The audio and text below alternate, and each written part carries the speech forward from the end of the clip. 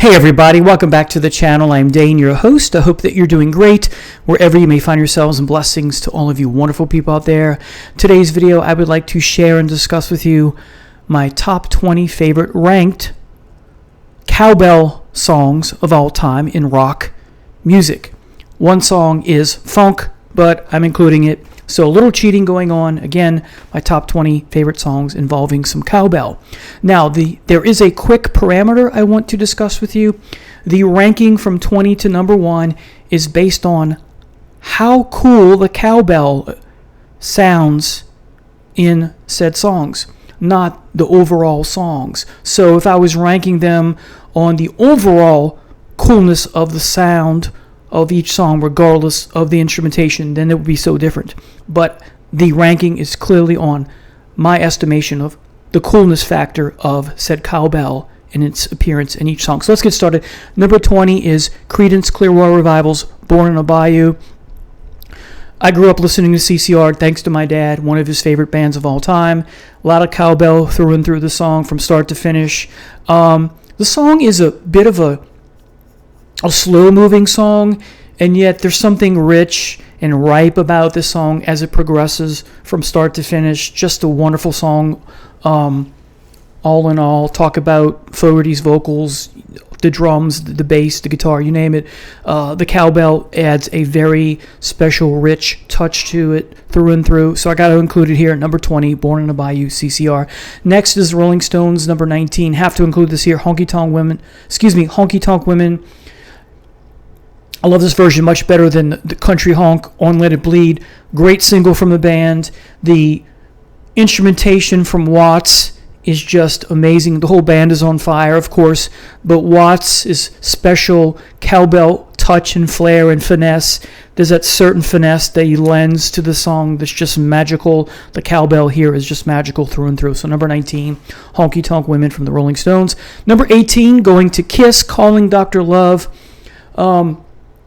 The song here is just a throwback to my childhood, and while I'm not the biggest of Gene Simmons' presence vocally, this is one of his best songs. Earlier, or as a younger man, I pretty much loved Gene Simmons' presence in the band vocally, but as I've gotten older, I don't love it or like it as much. I still like it, but probably, if I had to guess, this is my favorite song with him on vocals. The delivery is great. And the cowbell from Peter is just dynamite. I love it. There are parts, I think, in the song where you don't hear it, but regardless of that, you have it at the beginning and in other parts of the song. Wonderful, wonderful tune. Number 17, got to include the Beatles, Drive My Car. I'm sorry, I'm jumping ahead. The next song, number 17, is You Ain't Seen Nothing Yet from BTO. This is a song with the cowbell that permeates throughout the song from start to finish. It's wonderful. Talk about finesse. Wonderful job that BTO does here. One of their best songs of all time. You have the stuttering on purpose. It fits the song. And that kind of meshes so well with the cowbell in the song, the stuttering from the vocals and just the overall instrumentation all around, the bass, the guitar, the vocals. Just wonderful touch, wonderful flair from this band. One of their best songs of all time. I would say probably my second favorite song from the band, a radio staple growing up as a kid. My dad had this on vinyl. Great song. Okay, so that's 17. 16, the Beatles, Drive My Car, another song that has the cowbell through and through from start to finish. In some places, it's more subtle than others, I believe. But Ringo does a wonderful job in delivering the goods, so to speak, with that cowbell flourish. I love the song. The whole song is catchy, and in a good way, of course. An earworm of a song, and the cowbell helps make that catchiness palpable, if you will, or more palpable, excuse me. So yeah, Drive My Car, number 16, the Beatles. Number 15, back to Creedence, is Down on a Corner. Love the song. I love Born in a Bayou, but this song I love even more.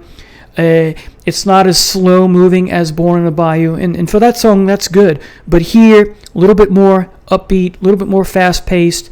The delivery of the vocals and the rest of the band's instruments seems to go well with the cowbell in this song. Great delivery of cowbell. Great song. 15, Down on the Corner, CCR. Next, the James Gang, 14. Have to include this, folks. Funk 49. The cowbell in the song is just amazing. My favorite song from James Gang. So yeah, what a wonderful treat the band is. I need to explore some of their stuff post. Oh gosh, I'm drawing a blank here. After the guitar player leaves, and I'm Joe Walsh. Excuse me, thank you, Brain, for getting the job done and delivering the name of the guitar player. So yeah, once Joe Walsh leaves the band, I really didn't invest much time. I tried to get into it, and then I said, yeah, I just kept putting it back on the back burner. I need to go invest and look at that part of the discography without him in the band. But I digress. Sorry about that. But Funk 49, what a wonderful song. A cowbell adds just a different level, different flavor, different texture to the song. So number 14, James Gang. 13, Led Zeppelin, Moby Dick. My favorite part of the song isn't the instrumental from Bonham. I love it, but my favorite part is the opening and the closing bookends with the guitar and the drums and the cowbell from Bonham.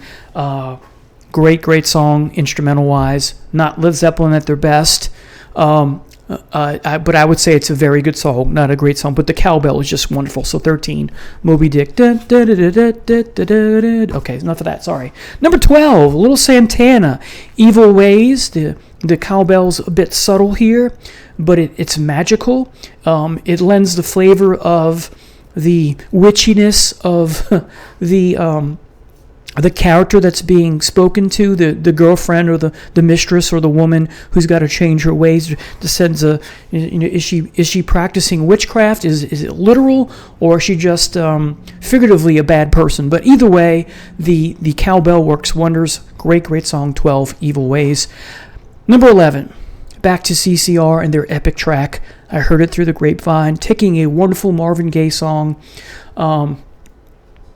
and Marvin Gaye. Correct me in the comments if that's Marvin Gaye or not. Regardless, wonderful song. Earlier, an R&B song. We'll leave it at that. 11:06. They make it a much longer song because the last few minutes of the song is just the drums and the percussion and wonderful cowbell. But the cowbell, as you know, permeates the whole song. I love this song. Again, growing up listening to CCR, thanks to my dad. Thank you, Dad. What a wonderful song. I love the jamminess of the ending with the percussion and the drums, as I said, with the wonderful cowbell. I Heard It Through the Grapevine, number 11. Number 10, switching gears to some hair metal with Guns N' Roses, Night Train. The cowbell does not permeate the whole song, from my recollection, but the opening part and bits later on in the song are just magical to me. This is my favorite song on the album. It's heavy in its own right, in the delivery. It's not heavy metal, but it's got some heaviness to it, thanks in part to the cowbell and the phrasing from Axl Rose. Love the vocals and the lyrics here. The cowbell is magical where it appears in the song. Number 10, Night Train. Number 9 is Dance the Night Away from Van Halen. My favorite track on Van Halen 2. Cowbell doesn't permeate the whole song, but where it appears in the song, especially in the beginning and other parts, it's magical. There's something. It's a song you can get up and dance to. It's not a hard rocker. It's a mid-tempo song, and yet it's just so it's an earworm of a song, or like people like to say, catchy. I don't like catchy because commercial jingles are catchy. Doesn't mean it's good, but this is a great song. Dance the Night Away, Van Halen. Number 8. You knew I was going to include this, right? If any, half a brain. Don't Fear the Reaper from Blue Oyster Cult. And this is, if you don't, well, when I was a kid, I really didn't pay much attention to the cowbell, and then as I get older, I'm like, that cowbell is really cool. Because when I was a kid, I was focusing on waiting for the guitar solo and singing along with the lyrics and the creepiness and the way that it ends, and just the guitar in throughout the song was what I focused on ear-wise. But I've learned, once I started playing the piano at 9 years old and other instruments, the recorder, and then briefly with briefly with the guitar, and then switching to bass, I started to realize that you can compartmentalize certain songs and focus on something. It's hard to explain, but anyway, you put on a song and then focus on the drums, listen to it later, just focus on the bass, that kind of thing, or take it all in, or make a combination of things. But so yeah, the cowbell here is glorious. I love it. So number 8, Don't Fear the Reaper from the Agents of Fortune album. Number 7, Queensryche, Before the Storm on the Warning, their first full-blown album. And what Scott does when he was in the band is just phenomenal. For me personally, one of the most amazing drummers of all time. I'm so glad I got to see them 5, 6, or 7 times. And sometimes, like I just said, if you listen to Queensryche and you just focus on what Scott's doing, I'm blown away more and more. At least I am. But Before the Storm, that middle section when Jeff is singing and repeating the phrase "before the storm," and Scott is just going to town on the cowbell or cowbells, and it's just so damn heavy. It's one of the heaviest cowbell songs of all time. I love it. I get goosebumps just thinking of it. Great song, Before the Storm, Queensryche from the Warning LP. Number 6, have to include this, despite the fact this is probably the exception to all these I mentioned. The cowbell does not appear in the entire song, but it appears in 2 places. At the 2-minute 9-second mark, or 2 minutes and 10-second mark, you get some cowbell very briefly. And this is after Vince Neil sings, "Gotta Play With Me, I'm Your Live Wire," and you get a little from Tommy Lee. And then he screeches real high in the high register. And then you get, if you remember the video, you get the slow part. And then each member of the band turns their head one at a time. Like, this. Not doing it right. And then you get Tommy Lee going, dun, dun, dun.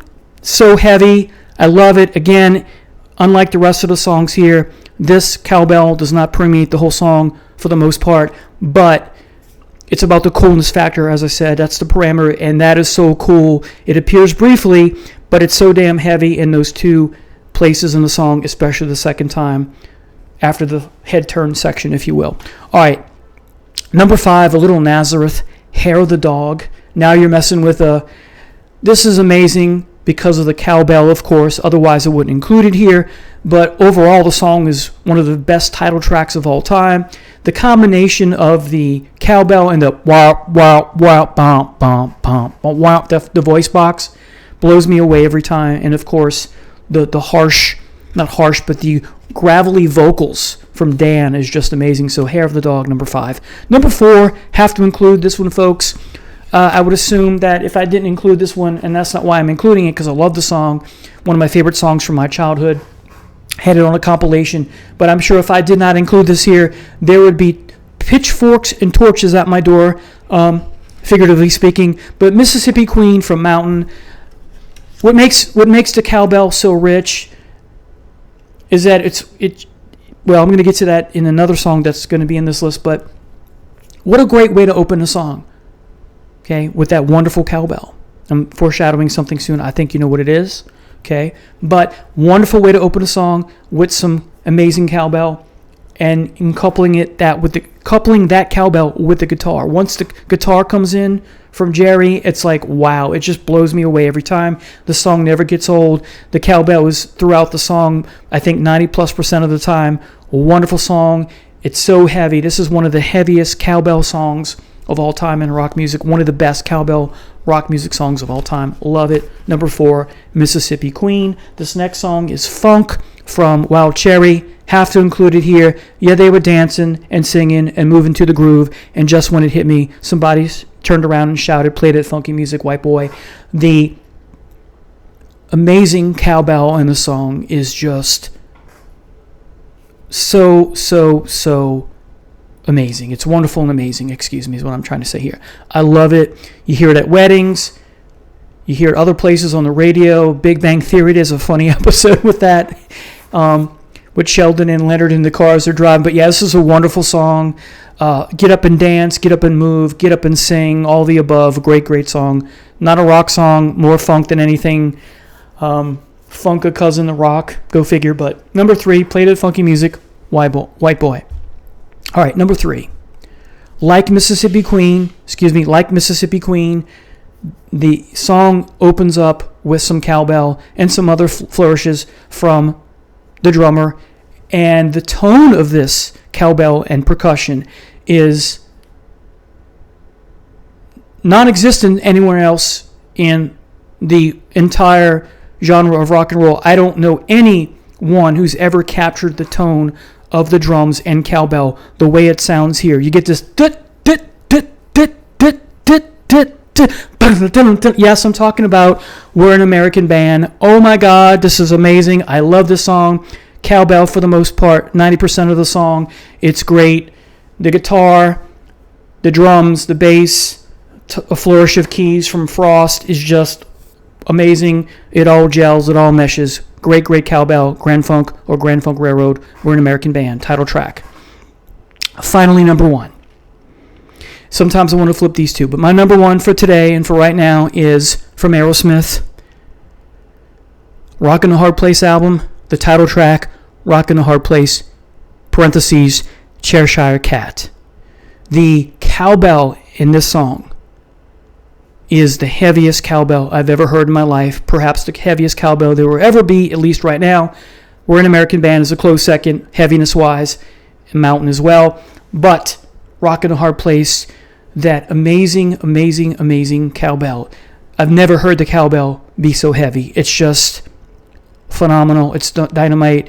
It opens up the song pretty much, and then when you get towards the end of the song, it's even heavier. It's like it blows me away every time I hear it. Once you hear the cat, meow. Some say it's Steven Tyler doing that. Who knows? Regardless, once you hear that and it goes into that little instrumental piece with dun dun dun dun dun dun, it's just I'm not doing it right. But man, this blows me away every time. So there it is, everybody. My top 20 favorite cowbell songs. Have to listen to these songs quite often. They're in my DNA because I have a fever. Thank you so much for watching. I'll see you next time. Bye now.